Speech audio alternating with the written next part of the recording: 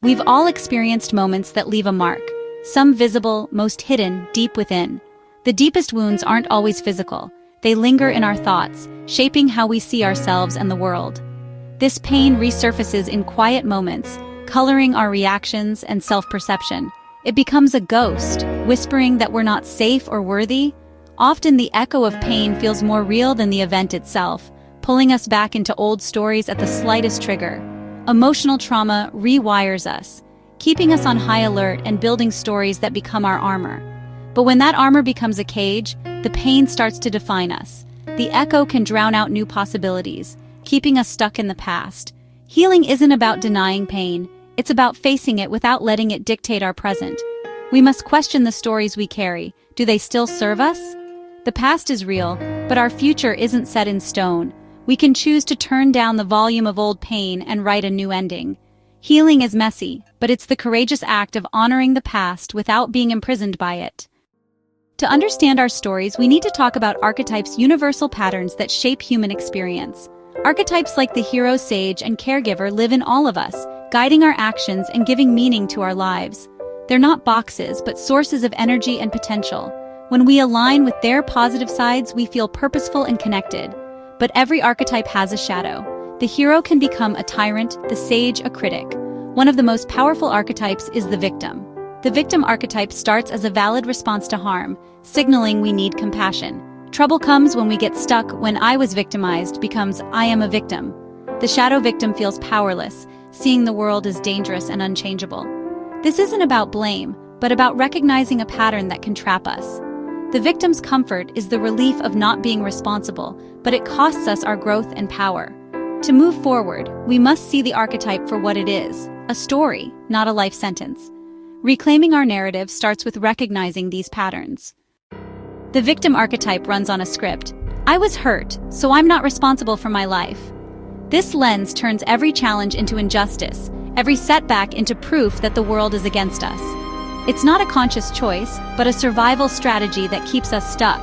Healing requires vulnerability and accountability, but the victim script deflects both. Feedback feels like attack, reinforcing the belief that no one understands our suffering. This mindset creates a loop. Believing we have no agency, we don't act, and nothing changes. The comfort is moral high ground, but it's hollow. It keeps us tethered to those who hurt us. True healing means refusing to let the past write our story. We don't forget what happened, but we reclaim authorship of our lives. The victim script is seductive, but it trades real power for fleeting comfort. Breaking free means letting go of the need to be right and choosing to move forward. Identifying as a victim can feel safe. It explains our pain and absolves us from looking inward. In the aftermath of trauma, this perspective can be protective, but it's only the first chapter. Staying there turns safety into a cage, cutting us off from growth. Healing demands movement and change, but the victim archetype is static, rooted in the past. Letting go of victimhood can feel like losing our identity. Responsibility isn't about blame, it's about recognizing our power to respond and choose. The victim archetype rejects this, insisting we have no choice because we didn't choose the wound. This belief keeps us passive, waiting for rescue or apology while life passes by. As long as we're defined by what was done to us, we can't step into what we can do.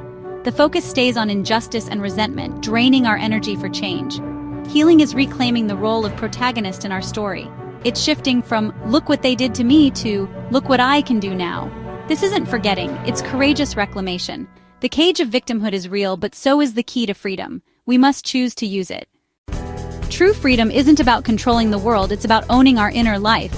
The victim archetype fixates on what we can't control, missing where our real power lies. Our greatest freedom is choosing how we respond, no matter the circumstances. This is stepping into the arena of the self, taking charge of our thoughts, emotions, and values. The victim script keeps us waiting for others to change. Real power is turning inward. Claiming this power is scary. It means giving up excuses and becoming accountable for our healing. It's the moment we stop waiting for fairness and start building wholeness from within. This doesn't mean ignoring pain, but refusing to let it define us. We acknowledge the storm, but focus on strengthening our foundation. The practice is simple. What's the next right thing I can do? Inner freedom is a daily, revolutionary act choosing who we want to be, no matter what.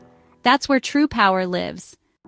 Moving from victimhood to empowerment is messy and non-linear. It's about rumbling with the truth, getting honest about our stories and our part in them.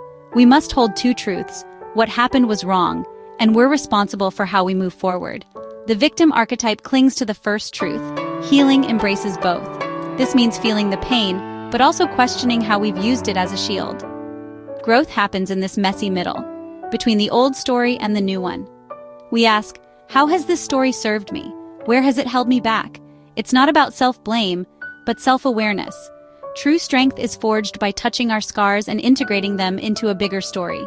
Healing is honoring the past, but not letting it dictate our future. The work is gritty and unglamorous, but essential. We learn to be both vulnerable and strong, compassionate and accountable. This is how we find our way back to our own power. Healing isn't about returning to who we were before the hurt. It's about transformation. We rise, integrating our wounds into a story of resilience and compassion. Staying in the victim archetype keeps us fixated on the past. Rising strong means stepping forward with new wisdom. Pain becomes a teacher, not a destination. We get curious about our emotions, learning what they reveal about our values. Moving past victimhood is a daily practice, catching ourselves in old scripts and choosing accountability. Each small act is a vote for a new identity, rooted in courage and growth. The goal isn't to erase the wound, but to ensure it's not our whole story. The scar is a reminder, not a definition. Reclaiming authorship means building a life so rich that old pain loses its power. This is the essence of rising strong. We become the authors of our own future. Moving beyond the victim archetype is the foundation of dignity, equality, and self-respect. Dignity isn't given or taken. It's claimed through our choices. As long as we identify as victims, we outsource our worth, waiting for others to make us whole. True freedom is reclaiming authorship of our lives. The victim archetype chains us to the past and those who hurt us. Overcoming it is an act of liberation, choosing our future over our grievance. Healing means stepping onto level ground, engaging with others as equals. We move from a place of powerlessness to genuine connection and intimacy. Overcoming victimhood is the ultimate act of self-respect. It's honoring our whole story and refusing to be defined by our worst moments. We show up for ourselves with compassion and accountability. It's not about perfection, but about knowing we have the strength to heal. We stand tall in our own story, worthy and whole. The path out of the victim archetype is a return to our most courageous self. It's not about forgetting the past, but integrating it to live with more courage and connection. Our deepest wounds can become our greatest sources of power. Resilience isn't bouncing back, it's moving forward with new strength. This journey brings authentic confidence and the freedom to choose who we'll be in the face of pain. When we stop seeing ourselves as victims, we reclaim our energy and build a life of purpose. True liberation is knowing our worth is inherent, not dependent on others.